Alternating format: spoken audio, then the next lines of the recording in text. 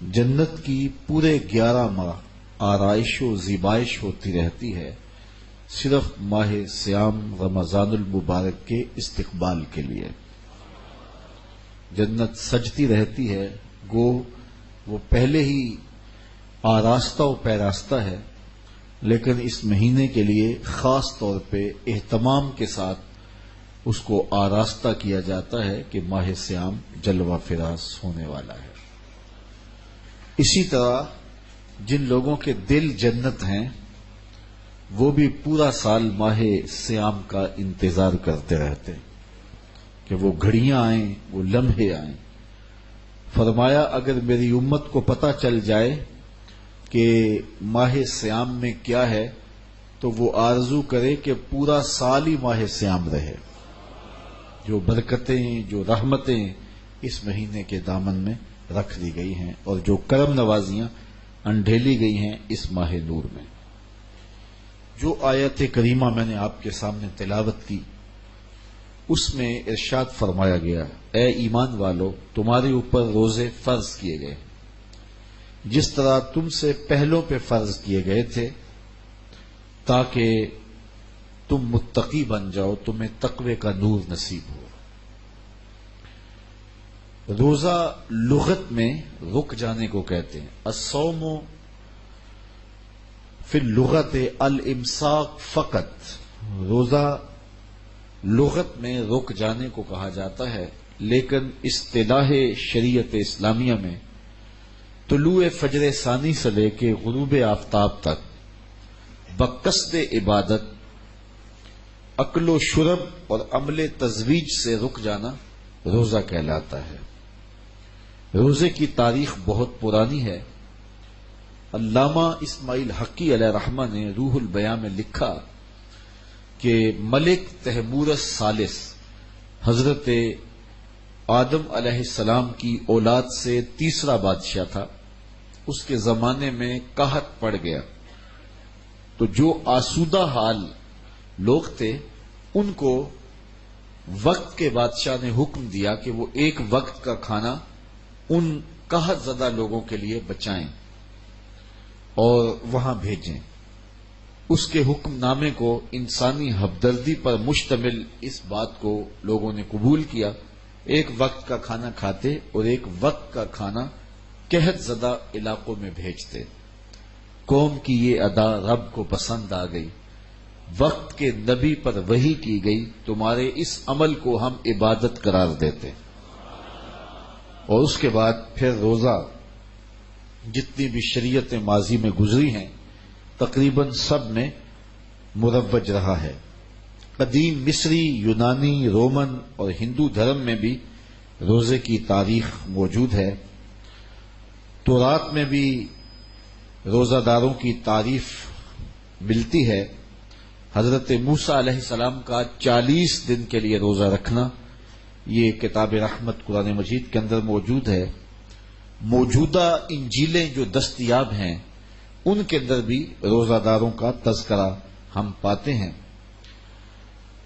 حضور علیہ الصلوۃ والسلام فرضیت روزہ سے قبل فاقہ کشی کرتے تھے، روزہ رکھتے تھے اور ایام 20 کے روزے رکھے جاتے تھے، 10 محرم کا روزہ رکھا جاتا تھا اور مختلف ایام کے روزے رکھے جاتے تھے۔ باقاعدہ اسلام میں روزے کی فرضیت سن 2 ہجری کو ہوئی ہے۔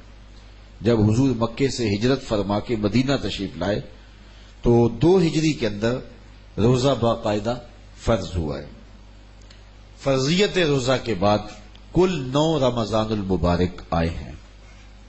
تو اس طرح حضور کی حیات ظاہریہ میں 9 مرتبہ ماہ صیام آیا ہے، اور یہ بات بھی ذہن نشین رہے کہ 7 مرتبہ یہ مہینہ 29 کا تھا حضور کے زمانے میں اور 2 مرتبہ یہ مہینہ 30 کا آیا ہے۔ تو زیادہ تر ماہ صیام 29 کا آتا ہے۔ کچھ لوگ پریشان ہو جاتے ہیں کہ پتہ نہیں رویت ہلال کمیٹی والے ایک روزہ کھا گئے ہیں، انہیں کیا غرض اس سے؟ تو 29 کے روزے زیادہ دور نبوی میں ہوئے ہیں۔ اور یہ بات بھی ذہن نشین رہے کہ روزے 29 ہوں یا 30 ہوں، اللہ ثواب 30 کا ہی عطا کرتا ہے۔ اگر 29 پہ عید ہو جاتی ہے تو پریشان اس اعتبار سے ہونے کی ضرورت نہیں ہے کہ اللہ تعالی جل شانہ ثواب پورے 30 کا ہی عطا فرمائے گا۔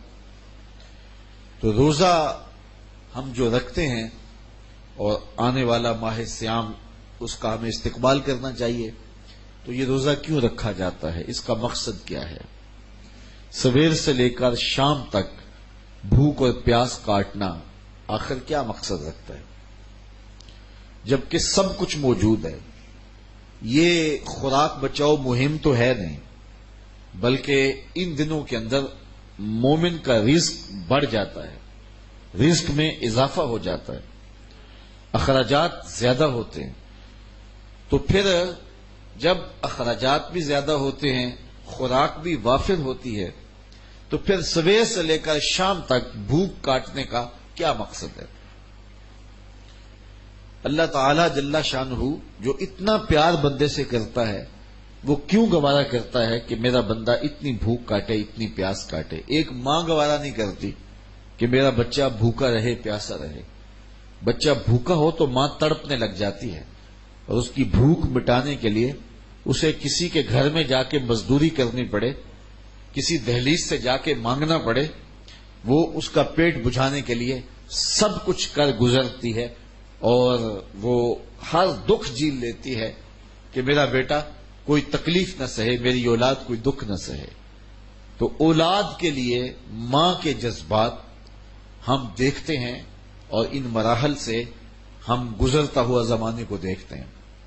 تو بیٹے کے لیے ماں بھوک اور پیاس گوارا نہیں کرتی، تو جو 70 ماؤں سے زیادہ پیار کرتا ہے، اس نے کیسے گوارا کر لیا کہ میرا بندہ سویر سے لے کر شام تک بھوکا رہے، پیاس کی شدت کاٹے، بھوک کی شدت کاٹے۔ آج کل 16 گھنٹے لمبا روزہ ہوتا ہے، اور اتنا طویل عرصہ سخت گرمی میں زبان کانٹا ہے، حلق خشک ہے، اور بندہ دریا کنارے ہے، لیکن ایک گھونٹ بھی اٹھا کے نہیں پی سکتا۔ تو یہ کیسے رب نے چاہا جو 70 ماؤں سے زیادہ پیار کرتا ہے؟ ماں تو اس لیے پیار کرتی ہے نا کہ اس نے بیٹے کو جنم دیا ہے، اور اتنا پیار کرتی ہے کہ دنیا کے کسی ترازو پہ ماں کے پیار کو تولا نہیں جا سکتا۔ یہ سڑکوں کے کنارے پہ بڑے بڑے ہیوی کنڈے نصب کر دیے گئے ہیں، جس پر پورے پورے کنٹینر تول لیے جاتے ہیں۔ تو میں کہا کرتا ہوں، آج تک مجھے کوئی ایسا کنڈا نہیں ملا جس پر ماں کے پیار کو بھی تولا جا سکے۔ اللہ نے اس کے سینے میں پیار رکھا ہے، تڑپتی ممتا رکھی ہے، اولاد کے لیے وہ جذبات رکھے ہیں کہ دنیا کے کسی ترازو پہ اس کا وزن نہیں کیا جا سکتا۔ پھر دوسری بات، آج بازار جائیں تو کوئی شے بھی آپ کو خالص نہیں ملتی، لیکن ماں کا پیار آج بھی کھرا ہے، ماں کا پیار آج بھی سچا ہے، اولاد کے لیے اس کے جذبات آج بھی جو ہیں وہ بالکل کھرے ہیں۔ اولاد کا پیٹ پالنے کے لیے کسی کے گھر کے برتن مانجنے پڑے تو ماں اس سے بھی گریز نہیں کرتی۔ شہر میں آ کر پڑھنے والوں بھول گئے ہو کس کی ماں نے کتنا زیور بیچا ہے۔ مائیں اولادوں کے لیے کیا کیا پاپڑ نہیں بیلتی، کیا کیا دکھ نہیں سہتی، خود گیلے بستر پہ لیٹ جاتی ہیں اور بیٹے کو خشک جگہ پہ لٹاتی ہیں، اور اذیت سہتی ہیں، دکھ سہتی ہیں، خود پیاس اور بھوک برداشت کر لیتی ہیں، لیکن اولاد کو جو ہے وہ بھوک اور پیاس ان کی برداشت نہیں کر پاتی ہیں۔ یہ ان کے سینے میں اولاد کا پیار ہے۔ تو اولاد کے ساتھ ماں باپ کو اتنا پیار کیوں ہے؟ تو اس کا جواب ایک ہی ہے، اس لیے کہ ماں نے بچے کو جنم دیا ہے۔ تو اس جملے پہ آپ کی توجہ چاہوں گا، جس نے جنم دیا ہے وہ اتنا پیار کرتی ہے، تو جس نے خلق کیا ہے وہ کتنا پیار کرتا ہو۔ ماں نے جنم دیا ہے، تخلیق نہیں کیا، تو جنم دینے والی کا پیار اس کا ٹھکانہ نہیں، اور جس نے خلق کیا ہے اس کی محبت کا عالم کیا ہوگا۔ تو ماں گوارا نہیں کرتی تو رب نے کیسے گوارا کر لیا؟ اس مسئلے کو سمجھنے کے لیے پھر دوبارہ ماں کی گود میں آنا پڑے گا۔ بیٹا بیمار ہو گیا، ماں اٹھا کے اس کو ڈاکٹر کے پاس لے گئی۔ ڈاکٹر نے کہا کہ اسے یہ دوائی دو، یہ سیرپ پلاؤ، ٹھیک ہو جائے گا۔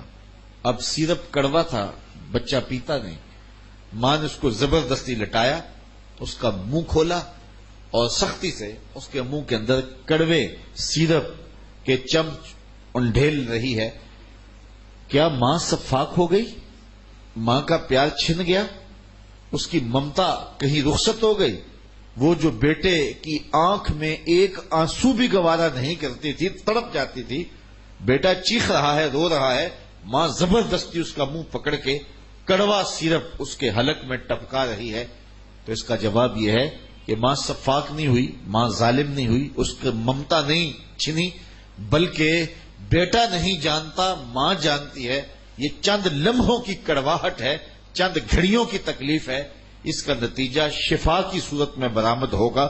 ماں کی نظر اس تڑپنے پہ نہیں، جو اس کا نتیجہ ہے ماں کی نگاہیں اس پہ لگی ہوئی ہیں، اور بیٹے کے پیار کی وجہ سے وقتی طور پہ اس کا یہ تڑپنا وہ گوارا کر دیتی ہے۔ جو 70 ماؤں سے زیادہ پیار کرتا ہے وہ جانتا ہے یہ چند لمحوں کی بھوک اور پیاس ہے، لیکن نتیجہ بڑا خوبصورت ہے، لعلکم تتقون، تقوی کا نور نصیب ہو جائے گا۔ یہ بھوک کاٹ لے گا، پیاس کاٹ لے گا تو اس کو تقوی مل جائے گا۔ اب سوال کھڑا ہوا کہ بھوک اور پیاس کاٹنے سے تقوی کیسے ملتا ہے؟ بھوک کاٹیں گے، پیاس کاٹیں گے تو تقوی ملے گا۔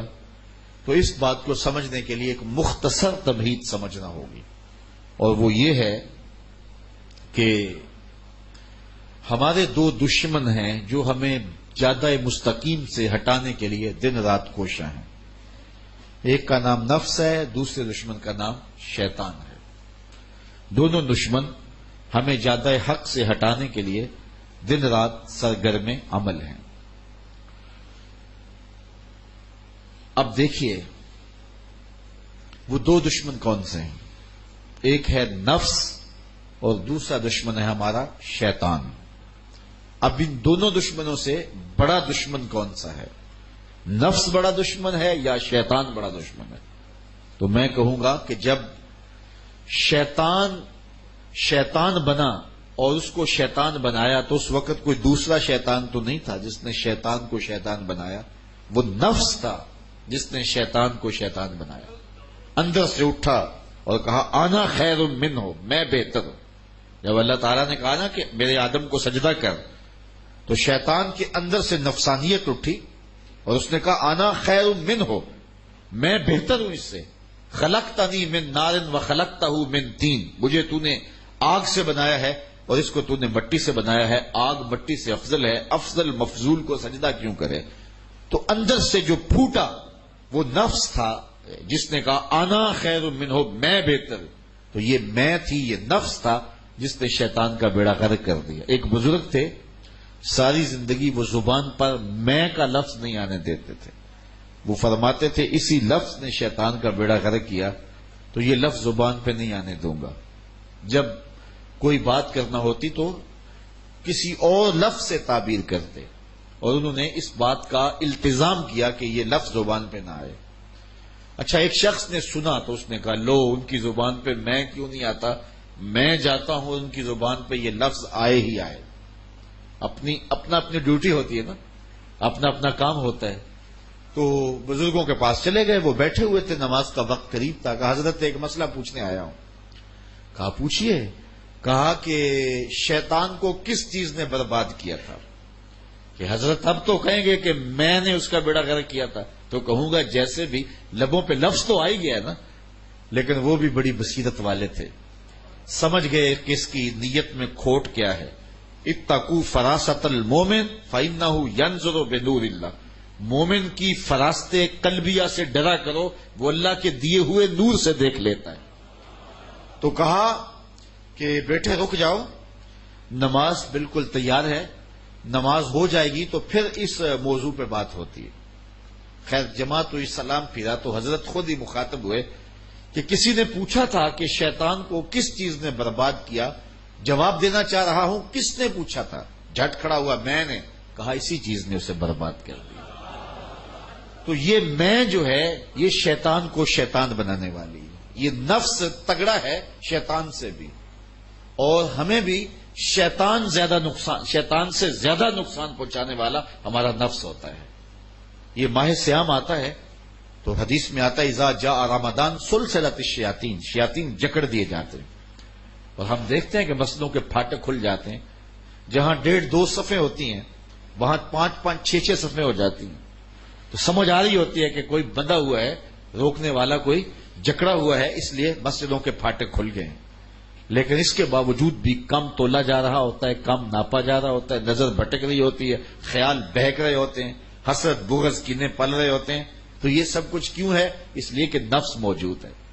تو جو نیکی کا ماحول پیدا ہوتا ہے وہ شیطان کے بندنے سے ہوتا ہے، اور جو برائیاں پھر بھی موجود رہتی ہیں وہ نفس کے موجود ہونے سے موجود ہوتی ہیں. اس لیے ہمیں ان 2 دشمنوں کا مقابلہ کرنا ہے. ماہ سیام میں آسانی یہ ہوتی ہے کہ ہمارا ایک دشمن بند گیا، اب مقابلہ 1 to 1 ہو گیا، مقابلہ آسان ہو گیا. صرف نفس کا ہم مقابلہ کر لیں تو پھر شیطان چھوٹ کر بھی ہمارا کچھ نہیں کر سکتا. اس لیے کہ اصل شیطان کو راستہ ہی نفس دیتا ہے. یہ نفس اندر کا دشمن ہے اور شیطان باہر کا دشمن ہے. اور جب تک اندر والا ساتھ نہ دے تو باہر والا کچھ نہیں کر سکتا. ہمارے دیہاتوں میں چوری ہو جائے تو بوڑھے بزرگ لوگ بیٹھتے ہیں کہ چور کہاں سے آیا، تو ایک نقطے پہ سارے متفق ہوتے ہیں کہ جو بھی ہے کوئی گھر کا بھیتی ضرور ہے، کوئی اندر کا بندہ ضرور ہے. تو اگر اندر کا کوئی بستی کا بندہ موجود نہ ہو تو باہر سے آنے والا حملہ آور کچھ نہیں کر سکتا جب تک اندر سے غدار نہ ملے. تو یہ نفس اندر سے ساتھ دیتا ہے تو شیطان آ کے حملہ آور ہوتا ہے. نفس پلیت پلیت چا کیتا اسی اصل پلیت تا نہ سے. یہ نفس بیڑا غرق کرتا ہے اور یہی بہت بڑا دشمن ہے اور یہی جادہ مستقیم سے ہٹا دیتا ہے. اس لیے ماہ سیام میں اللہ تعالیٰ کی یہ کرم نوازی ہوتی ہے کہ ہمارا ایک دشمن بند گیا، مقابلہ صرف رہ گیا نفس سے. اگر نفس کو قابو میں کر لیں تو شیطان چھٹ کے بھی ہمارا کچھ بگاڑ نہیں سکتا. تو یہ آنے والا موسم ہمارے لیے ایک آئیڈیل موسم ہوتا ہے کہ ہم اپنے نفس کا مقابلہ کریں. اب نفس کا مقابلہ کیسے کریں گے؟ حضرت شیخ فرید الدین عطار علیہ رحمہ نفس کے مقابلے کا طریقہ بتاتے ہیں. کیونکہ جس شعبے میں کام کرنا اس شعبے کے ایکسپرٹ سے پوچھیں گے نا کہ یہ ہم نے کیسے کرنا ہے. تو شیخ فرید الدین وہ فرید الدین کہ علامہ اقبال جسے روحانی مرشد مانتے ہیں، رومی علیہ رحمہ، وہ شیخ فرید الدین کے بارے میں بولتے ہیں ہفت شہر عشق را عطار گشت ما ہنوز اندر خمیں یا کوچ عام. عشق کے 7 شہر فرید الدین عطار گھوم چکا ہے اور میں پہلے شہر کی پہلی گلی کے کونے پہ کھڑا ہوں. وہ فرید الدین عطار فرماتے ہیں نفس نتواں کش الا باسے چیز بات گوئم یادگیرش اے عزیز. نفس نہیں مرتا لیکن 3 اسلحے ہوں تیرے پاس تو یہ ٹھہر بھی نہیں سکتا. وہ 3 اسلحے کون سے ہیں جس سے نفس کو مارا جا سکتا ہے؟ فرمایا خنجر خاموشی و شمشیر جو نیزائے تنہائی و ترک ہجو. خاموشی کا خنجر، بھوک کی تلوار اور تنہائی کا نیزہ. یہ 3 اسلحے اگر تیرے پاس ہوں تو پھر نفس قابو چڑھ جائے تو پھر وہ بچ نہیں سکتا. تو ماہ سیام میں بھوک سے نفس کشی کی مشق کرائی جاتی ہے. خاشا دبتی ہے بھوک سے. رسول کریم نے فرمایا یا معاشر الشباب من استطاع منکم الباء فلیتزوج فانه اغض للبصر واحسن للفرج فمن لم یستطع فعلیہ بالصوم فانه له وجاء. اے جوانوں کے گروہ، تم میں سے جو نکاح کرنے کی طاقت رکھتا ہے وہ دیر نہ کرے، جلدی نکاح کر لے. اور اگر کوئی نکاح کرنے کی فی الحال مالی استطاعت نہیں رکھتا تو وہ کثرت کے ساتھ روزے رکھے، اس لیے کہ روزے شہوات کو توڑتے. تو نفس کشی کا بہترین ذریعہ جو ہے وہ بھوک ہے، خاموشی ہے اور تنہائی ہے. یہ 3 چیزیں نفس کو مارتی ہیں. اسی لیے حضور نے ارشاد فرمایا من لم یدا قول الزور والعمل به، جس نے جھوٹ اور جھوٹے کام نہیں چھوڑے اس کے بھوکا اور پیاسا رہنے کی اللہ کو ضرورت نہیں ہے. تو وہ تنہائی اختیار کرے، وہ تلاوت کلام مجید کی کثرت کرے، وہ تقویت دے اپنی روح کو، اپنے باطن کو، اور نفس کو کمزور کرے. اب شیطان چھٹ کے بھی اس کا کچھ بگاڑ نہیں سکتا. لیکن اگر ہم نے نفس کا مقابلہ نہیں کیا ہے تو پھر شیطان تو جو ہے وہ پیچو تاب کھاتا ہے کہ یہ جو تم ٹوپیاں پہن کے مسجدوں میں جا رہے ہو نا، یہ جو تم اب تہجد بھی نہیں چھوڑتے ہو، اب تم 20 تراویاں پڑھتے ہو، ذرا چھوٹ لوں تم سے نپٹوں گا، عید کے دن ہی وہ تماشے کرواؤں گا کہ دنیا دیکھے گی. تو وہ غصے سے پیچو تاب کھا رہا ہوتا ہے اور عید کے دن ہی حملہ آور ہو جاتا ہے، بلکہ رات کو ہی حملہ آور ہو جاتا ہے. عشاء کی نماز میں چاند چڑھنے کے بعد لوگ سکر جاتے ہیں. تو اگر نفس اصلاح پذیر ہو گیا تو شیطان چھٹ کے بھی کچھ نہیں کر سکے گا، اور اگر نفس کی طرف ہم نے توجہ نہ کی تو وہ چاند رات ہی ہمارا سب کچھ لوٹ لے گا. جتنے جرائم چاند رات میں ہوتے ہیں، جتنی جیبیں چاند رات میں کٹتی ہیں، جتنی بد نظریاں اور بد نگاہیاں چاند رات میں ہوتی ہیں، تو اتنا پورے سال نہیں ہوتی ہیں. تو وہ بدلہ لیتا ہے، وہ غصے سے پیچو تاب جکڑا ہوا کھا رہا ہوتا ہے، میں چھوٹ لوں تمہارے ساتھ نپٹوں گا. اور پھر وہ متحرک اور فعال ہو کے انسانوں کی زندگی کی کمائی لوٹتا ہے اور ان کو پھر وہیں لا کے کھڑا کر دیتا ہے. اللہ تعالیٰ نے قرآن مجید میں اس عورت کی مثال بیان کی کہ جو ساری رات سود کاٹتی رہتی ہے اور سود کاٹنے کے بعد شام کو سارا کاتا ہوا توڑ کے پھر ریزہ ریزہ کر دیتی ہے. کہا تم بھی اس عورت کی طرح نہ ہو جانا. ہر سال ماہ سیام آتا ہے، تراویاں، سحریاں، افطاریاں، بھوک پیاس کی شدتیں، تلاوت کلام مجید، لیکن نفس کشی کی طرف توجہ نہیں ہوتی ہے. تو مہینہ گزرنے کے بعد جہاں ہم ماہ سیام سے پہلے کھڑے ہوتے ہیں وہیں ہم دوبارہ کھڑے ہو جاتے ہیں آ کے. تو اس پر ہمیں غور کرنا چاہیے. اللہ نے زندگی میں ایک مرتبہ میں پھر موقع اس ماہ نور کا دیا ہے، ماہ سیام کا دیا ہے. تو اس ڈھب سے، اس طریقے سے گزاریں کہ ماہ سیام گزرنے کے بعد ہمارا اندر ستھرا ہو چکا ہو، نفس ہمارے قبضے میں آ چکا ہو، باطن کی صفائی ہو چکی ہو، من کے اندر جو ہے وہ چراغاں ہو چکا ہو، اور ہم بدلے بدلے ہوں، ہم جو ہے وہ نور نور ہوں، ہم روشن روشن ہوں، ہم اجلے اجلے ہوں، ہمارے زنگ اتر چکے ہوں اور معرفت کا رنگ چڑھ چکا ہو. یہ تب ہے کہ اگر ہم اپنے نفس کو مارنے کی کوشش کریں گے. حضور نبی رحمت صلی اللہ علیہ وسلم کے کچھ فرامین سن لیجئے. ارشاد فرمایا، حضرت ابو ہریرہ رضی اللہ تعالیٰ عنہ سے مروی ہے، اذا دخل رمضان فتحت ابواب السماء وفی روایت فتحت ابواب الجنہ وغلقت ابواب جہنم وسلسلت الشیاطین وفی روایت فتحت ابواب الرحمہ. حضور نے ارشاد فرمایا جب ماہ سیام آتا ہے تو آسمان کے دروازے کھول دیے جاتے ہیں، اور ایک روایت میں ہے کہ جنت کے دروازے کھول دیے جاتے ہیں اور جہنم کے دروازے بند کر دیے جاتے ہیں اور شیاطین جکڑ دیے جاتے ہیں. اور ایک روایت کے لفظ یہ ہیں فتحت ابواب الرحمہ، اللہ رحمت کے دروازے کشادہ کر دیتا ہے. حضرت سہل بن سعد رضی اللہ تعالیٰ عنہ روایت کرتے ہیں، قال قال رسول اللہ صلی اللہ علیہ وسلم فی الجنت ثمانیۃ ابواب منہا باب یسمى الریان لا يدخلہ الا الصائمون. حضور نے ارشاد فرمایا جنت میں 8 دروازے ہیں، ان میں سے ایک باب کا نام باب ریان ہے جو صرف روزہ داروں کے لیے مخصوص ہے، اس سے صرف روزہ دار ہی داخل ہوں گے. حضرت ابو ہریرہ رضی اللہ تعالیٰ عنہ سے مروی حضور کا یہ فرمان بھی سنیے جو صحیح بخاری مسلم میں ہے، من صام رمضان ایمانا و احتسابا غفر له ما تقدم من ذنبہ. جو محاسبہ نفس کے ساتھ، جو ابھی میں نے عرض کیا، اور ایمان کے ساتھ روزے رکھتا ہے، اللہ تعالیٰ اس کے پچھلے سارے گناہ معاف فرما دے، اس کے دامن پہ گناہ کا ایک دھبا بھی باقی نہیں رہتا. یہ کرم نوازیاں ہیں. حضور علیہ الصلوۃ والسلام ماہ سیام سے قبل خطبہ دیا کرتے تھے صحابہ کو، اور ماہ سیام کا استقبالیہ خطبہ دے کے ان کو ماہ سیام کو کیسے گزارنا ہے اس کی تعلیم دیا کرتے تھے. آج یہ خطبہ جو حضور نے ارشاد فرمایا وہ آپ کے سامنے رکھوں. حضرت سلمان فارسی رضی اللہ تعالی عنہ سے مروی ہے. ویسے تو یہ 29 رمضان کا خطبہ ہے اور 29 شعبان کا خطبہ ہے. حضور 29 شعبان کو دیا، اور میں اپنے وہاں 29 شعبان کو یہ خطبہ لوگوں کو سنایا کرتا ہوں، لیکن آج 29 شعبان تو نہیں ہے، اور چونکہ 29 شعبان کو میں دستیاب نہیں ہوں گا آپ کو، اس لیے وہ تھوڑا سا پہلے سنا دیتا ہوں. خطبہ سنانے کی اور سننے کی سنت ادا ہو جائے گی، لیکن وہ خاص دن کی سنت جو ہے وہ ادا نہیں ہو سکے گی. چلو یہ سی ڈی بن گئی تو آپ اس دن جو ہے وہ سن سکتے ہیں.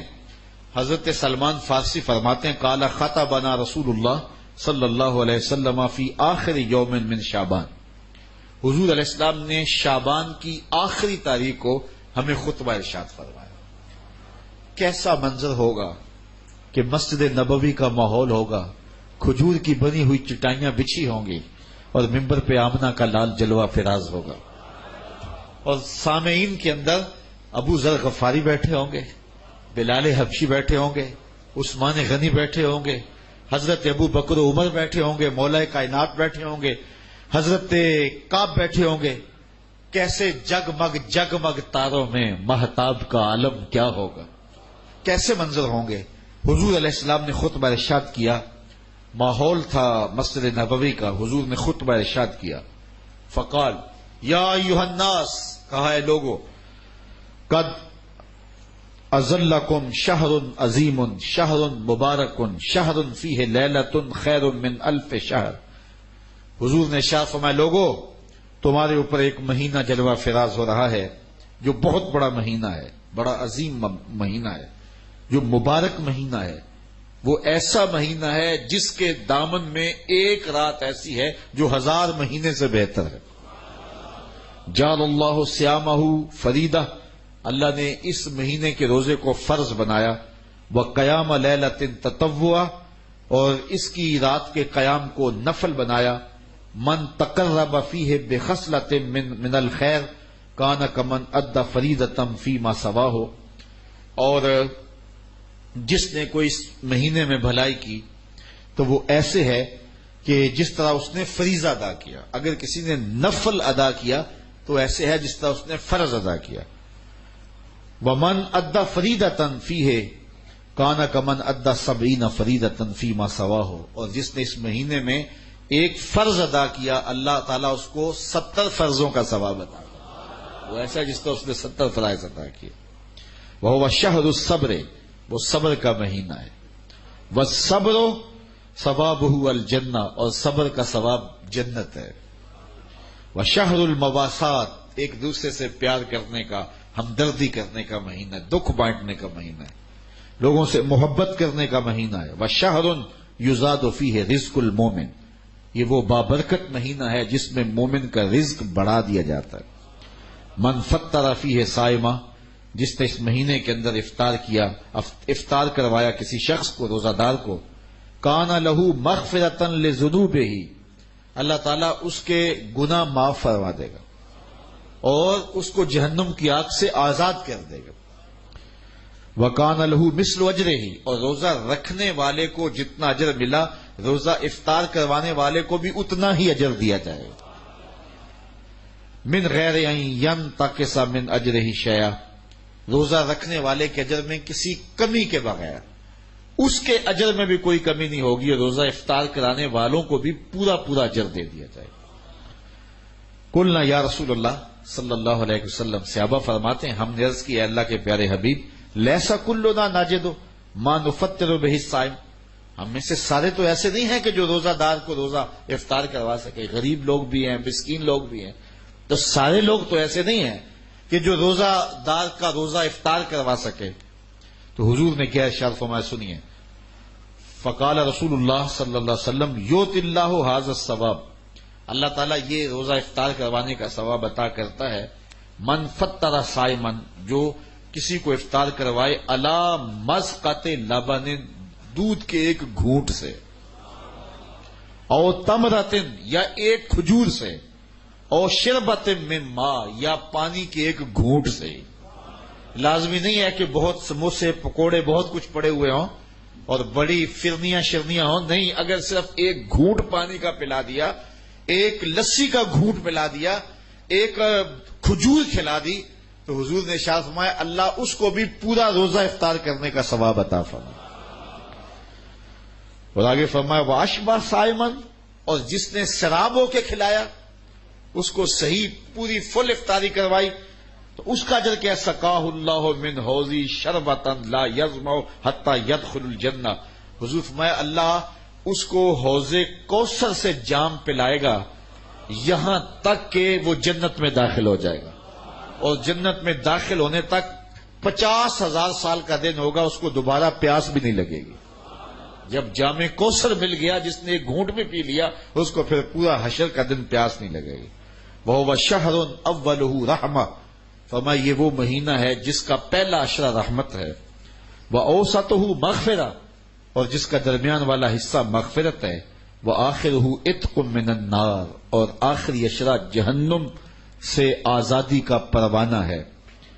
اور آگے ارشاد فرمایا ومن خفف عن مملوکہ فیہ، جس نے اپنے مزدور کو، اپنے غلام کو، اپنے ملازم کو، اپنے ماتحت کو آسانی دی، تخفیف دی، نرمی کی، اس سے تھوڑا کام لیا، غفر اللہ لہ وآتقہ من النار، اللہ اس کے گناہ بھی بخش دے گا اور اس کو جہنم کی آگ سے آزادی بھی عطا فرمائے۔ تو یہ وہ بابرکت مہینہ ہے جو اللہ کی رحمتوں اور کرم نوازیوں کا نور ہے۔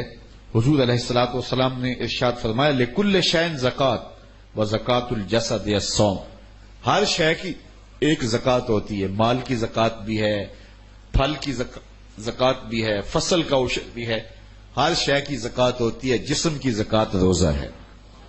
تو روزہ جسم کی زکات ہے، باطن کا تزکیہ ہے، من کا چراغاں ہے، نفس کی سرکوبی ہے، شیطان سے بچاؤ کا ذریعہ ہے، اور دوزخ سے ڈھال ہے، اللہ کی رحمتوں کا حقدار کرتا ہے اور اس کی کرم نوازیاں ہمیں نصیب کرتا ہے۔ خوش نصیب ہیں وہ لوگ جو ماہ سیام کو پورے خشوع و خضوع سے گزارتے ہیں۔